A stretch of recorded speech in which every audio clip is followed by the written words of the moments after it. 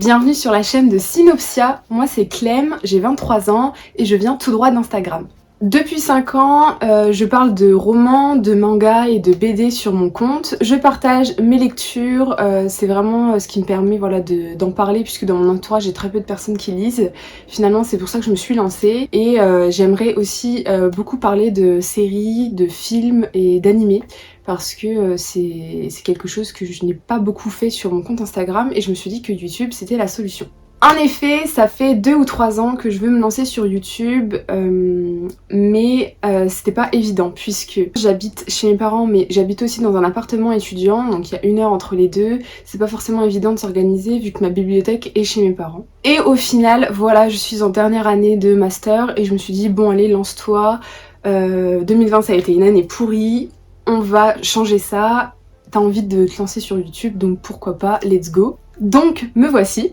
Cette décision de me lancer sur YouTube, ça a quand même été motivé par certains défauts d'Instagram, notamment le fait que quand je veux parler d'un bouquin en post, je suis pas mal limitée en termes de caractère, donc je suis vachement frustrée. Après il y a le blog, mais le blog c'est assez compliqué, ça n'attire vraiment pas beaucoup de monde.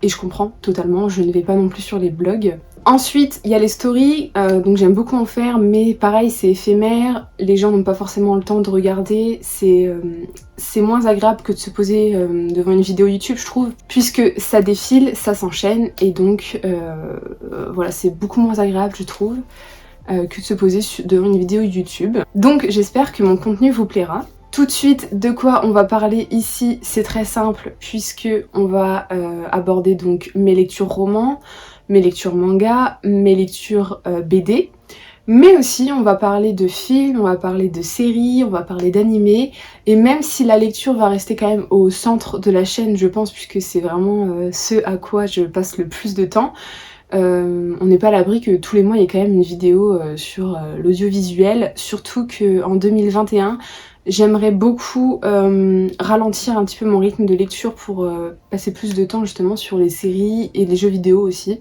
puisque j'en ai plein à terminer, mais que voilà, je passe ma vie à lire, donc on verra si j'y arrive, et puis si au final j'ai vraiment envie de lire, je lirai, y a pas de souci. Donc pour cette vidéo, je me suis dit que ce serait plutôt sympa de vous montrer par catégorie en fait ce que j'ai préféré lire et ce que j'ai préféré regarder cette année. Donc j'ai sélectionné 3 titres pour chaque catégorie et ça n'a pas été facile. Mais let's go. On commence par mon premier coup de cœur de l'année, il s'agit de Moon Brothers de Sarah Crossan. J'ai découvert l'auteur avec ce titre, même si beaucoup l'ont découvert avec Inséparables.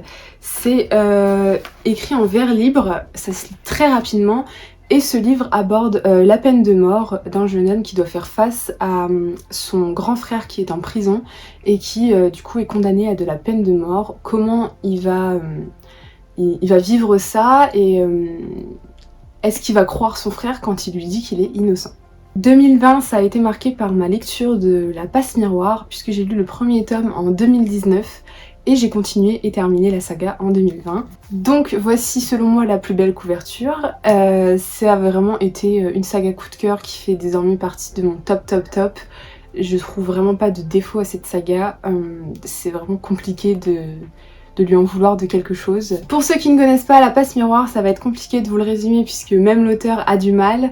En gros, on suit Ophélie qui vit sur l'arche d'Anima. En fait, le monde a subi une destruction et a été découpé en morceaux et donc maintenant c'est des arches, donc des bouts de terre qui flottent dans les airs. Et donc elle vit sur Anima et c'est une liseuse, c'est-à-dire que dès qu'elle prend un objet dans les mains, elle peut lire son passé, à qui il a appartenu, etc. Et un jour, elle est choisie pour aller se marier avec un certain Thorn qui vient d'une autre arche. Et là va commencer une aventure assez atypique et exceptionnelle. Et enfin, ça a été assez compliqué de ne choisir que 3 romans puisque j'en ai lu environ 70-80 cette année.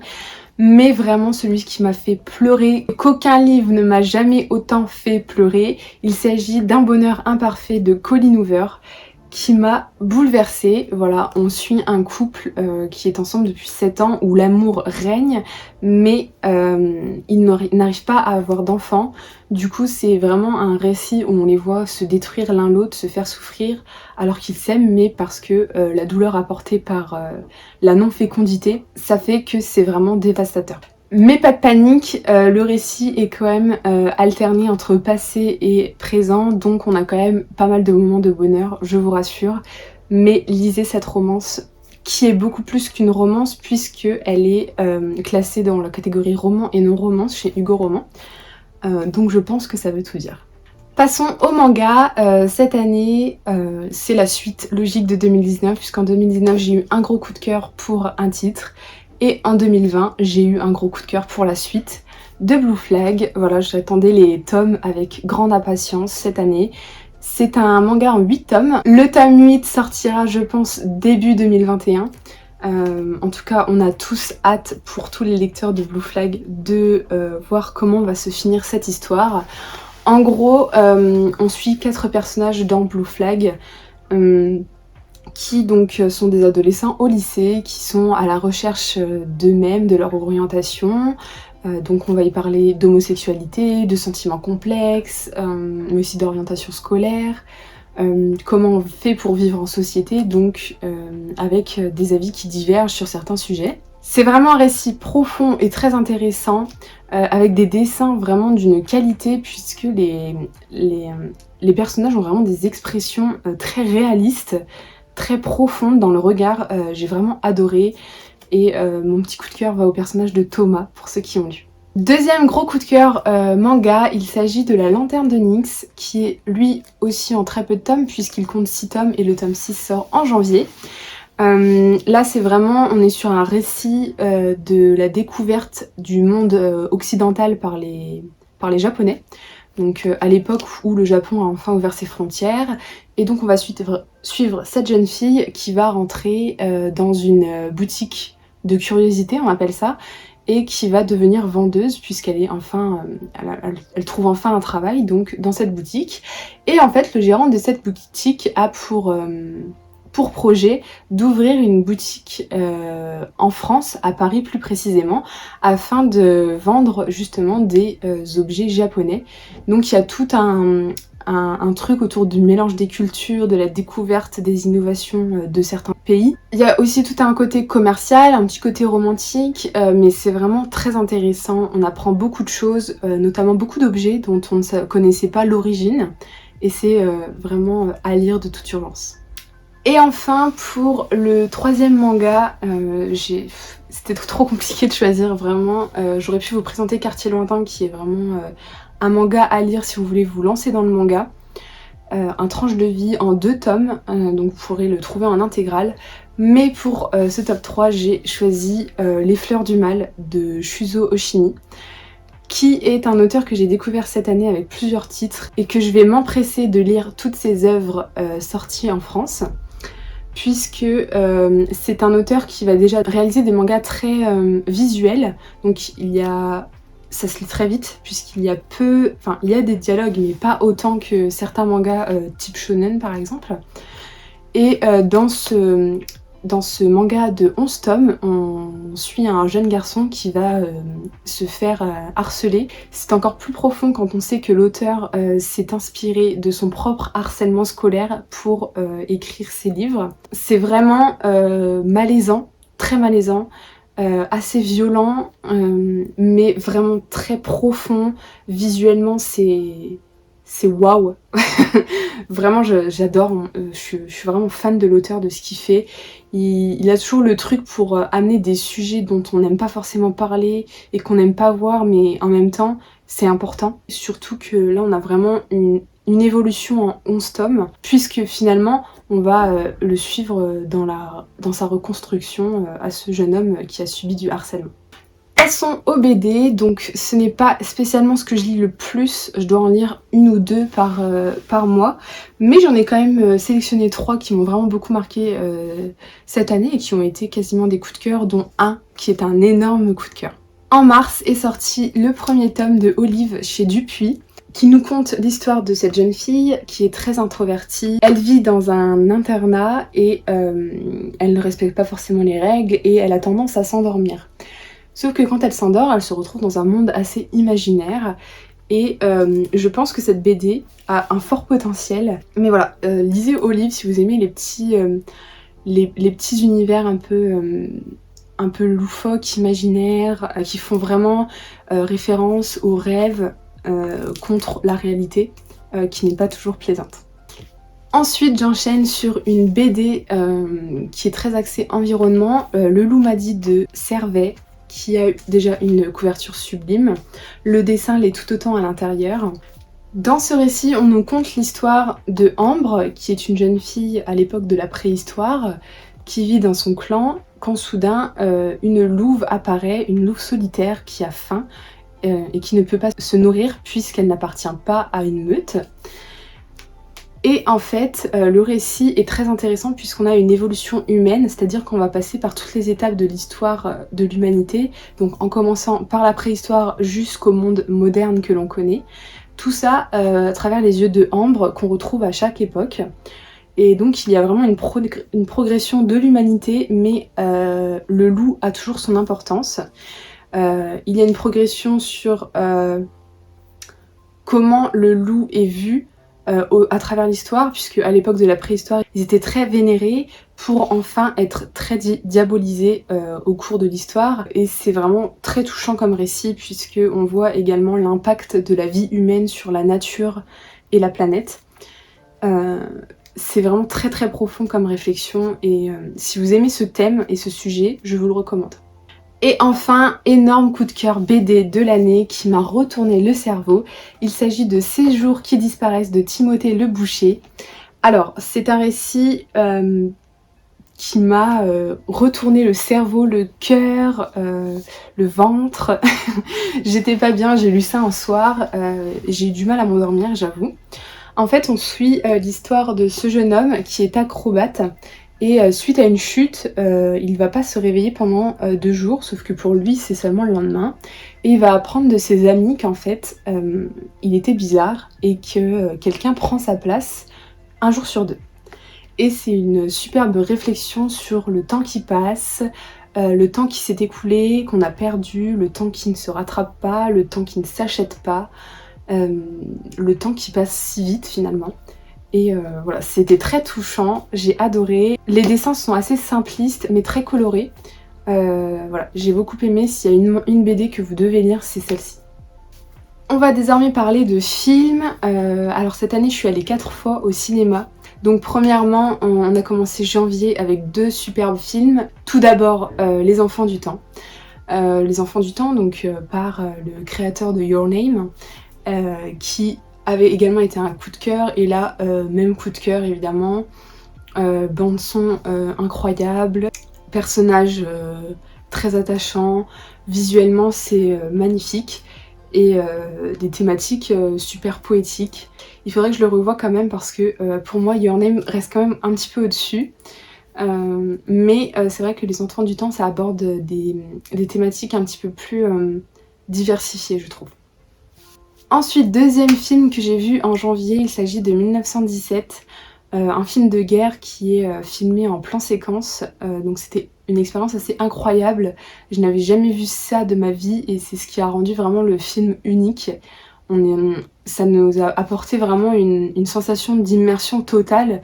J'avais vraiment l'impression d'être avec les acteurs, d'être vraiment en fait finalement à la guerre, puisque la caméra ne se coupait jamais, il n'y avait jamais d'autres plans de scène que la scène qu'on suivait. Voilà, c'est le principe du plan séquence. C'était vraiment incroyable, pour moi c'est un chef-d'œuvre. Et enfin, dernier film vu cet été, il s'agit de Tenet. Alors Tenet, je l'ai vu en IMAX aussi également. Je m'attendais à rien parce que voilà, je savais pas trop si j'allais aimer. J'en suis ressortie le cerveau retourné puisque c'était assez incompréhensible. En fait, j'ai passé la plupart du temps à me demander ce qui se passait, mais je pense ne pas avoir été la seule dans la salle. Et c'était un film visuellement hyper attractif avec voilà, des plans incroyables, des effets spéciaux superbes, des combats de très bonne qualité avec des bruitages vraiment percutants. J'ai beaucoup aimé, c'était très badass, j'aime bien. Et, et voilà, je pense que c'est vraiment un film qu'il faut que je revoie une deuxième fois pour bien tout saisir. Mais c'était prodigieux, j'ai adoré. Côté série, j'ai eu pas mal de déceptions cette année, j'avoue. Mais j'ai enfin découvert Game of Thrones. Voilà, j'ai commencé l'année avec Game of Thrones et je suis très contente d'avoir découvert cette série que j'ai trouvée excellente. Malgré une dernière saison un petit peu bâclée évidemment, mais je compte lire les livres. Mais voilà, Game of Thrones, j'ai beaucoup aimé. J'ai quand même pas mal enchaîné de séries où la nudité et les scènes de sexe étaient de mise. C'est un truc qui me dérange un petit peu. Après Peaky Blinders, après Game of Thrones et maintenant Viking, je suis vaccinée. Et du coup, deuxième série que j'ai adorée cette année, donc Viking, que j'ai entamé début d'année et là j'ai terminé donc la saison 5. En tout cas j'ai beaucoup aimé notamment évidemment le personnage de Ragnar. J'adore cet univers avec toutes les divinités, moi qui adore la mythologie, c'est trop cool. Voilà, évidemment on a des scènes de combat absolument incroyables, tout comme Game of Thrones, j'ai beaucoup aimé. Et enfin, dernière série découverte sur Amazon Prime, il s'agit de The Boys. Alors là c'est pareil, je vous dis, les scènes de nudité, les scènes de sexe, ça y est, je suis... Je suis au goût du jour puisque avec The Boys on en a aussi pas mal. Mais dans The Boys c'est quand même assez différent puisque The Boys c'est quand même, je trouve, un petit peu exacerbé et du coup c'est plus tourné quand même... c'est plus drôle en fait qu'autre chose. C'est assez violent, mais pas le genre de violence à la Viking ou à la Game of Thrones, c'est vraiment des têtes qui explosent, des trucs comme ça. Mais c'est toujours, il y a toujours ce petit côté assez comique et assez caricatural. J'ai beaucoup aimé. C'est vraiment une série que j'ai pris plaisir à regarder. J'avais toujours envie de regarder la suite. Et ça faisait longtemps que c'était pas arrivé. Et voilà, si vous avez pas peur de la violence et un peu du sexe à gogo, je vous recommande quand même cette série qui est vraiment addictive pour le coup et drôle. Voilà, c'est les deux mots qui définissent The Boys, je trouve. Et enfin, on va terminer cette vidéo avec les animés. J'avoue que cette année, j'ai pas regardé tant d'animés que ça, mais je ne saurais que me rattraper en 2021. Tout d'abord, j'ai découvert IQ, voilà, qui fait partie de mon top 3 animés maintenant. Voilà, hein, clairement, c'est un animé de qualité, premier animé de sport que je regarde, qui ne sera vraiment pas le dernier, vu à quel point j'ai apprécié cette série animée. Et voilà, je pensais vraiment pas qu'un jour j'allais apprécier regarder des gens faire du sport, et c'est cet esprit d'équipe qu'on a juste en regardant, c'est assez incroyable. La bande son elle est ouf, les personnages ils sont drôles, super attachants, il y a vraiment ce lien qui unit les équipes, on veut les voir s'élever en fait. Je pensais pas avoir envie de jouer au volley. Je détestais ça au collège, et en fait depuis que je regarde IQ, voilà, j'ai très envie de me mettre au volley, ça a l'air dingue. Voilà, les plans sont incroyables, c'est très addictif. Et là, vendredi, donc c'était le dernier épisode de la saison 4, donc c'était assez triste. Ensuite, j'ai regardé l'adaptation du manga Moriarty, qui a été super découverte aussi. J'ai adoré regarder ça tous les dimanches. Donc Moriarty, c'est l'ennemi de Sherlock Holmes en fait. Donc c'est très original de suivre son ennemi et pas Sherlock pour une fois. C'est donc toujours ce système d'enquête, voilà, il est très intelligent comme Sherlock, sauf que à la fin, lui, il tue les victimes noble en fait, puisque en fait il veut une société où tout le monde est égaux, qu'il n'y ait pas ces nobles qui font n'importe quoi avec les pauvres, des plus pauvres. Et donc du coup voilà, toujours des petites enquêtes, les personnages sont très stylés et charismatiques et je vous recommande. J'avais commencé à lire le manga et puis j'avais arrêté puisque j'avais d'autres mangas à lire. Mais le voir adapté en animé c'était plutôt pas mal, même si il y a quand même pas mal de petites différences par rapport au manga je trouve. Et enfin, dernier animé que j'ai adoré regarder cette année, il s'agit de Made in Abyss. Voilà, donc toujours sur Wakanim, moi j'ai pris un abonnement pour cette année. Made in Abyss, donc c'est l'histoire d'une ville qui est un peu bizarre, puisqu'en fait la ville est autour d'un énorme trou qui n'a quasiment pas de fond, en fait ça s'appelle l'Abysse.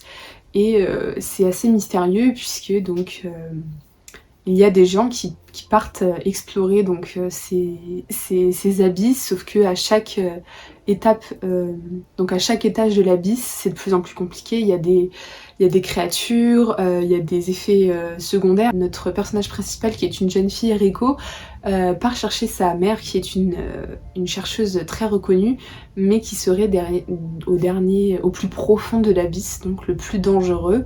Et il va falloir qu'elle réussisse à descendre accompagnée de son petit robot sans se faire prendre et sans se faire tuer. Donc voilà, c'est tout pour cette petite vidéo. J'espère que ça vous aura plu et que vous aurez pu un petit peu cerner mes goûts en termes de lecture et de séries, films, animés. N'hésitez pas si vous avez des idées de choses que vous aimeriez voir sur cette chaîne. Que vous aimez voir par exemple sur Booktube ou par exemple au niveau des films, animés et séries. Je suis passée quand même rapidement sur les titres que je vous ai présentés parce que je voulais pas une vidéo trop longue. Donc j'espère que ça vous a plu. Je vous souhaite une bonne journée et de bonnes lectures et de bons visionnages. Salut!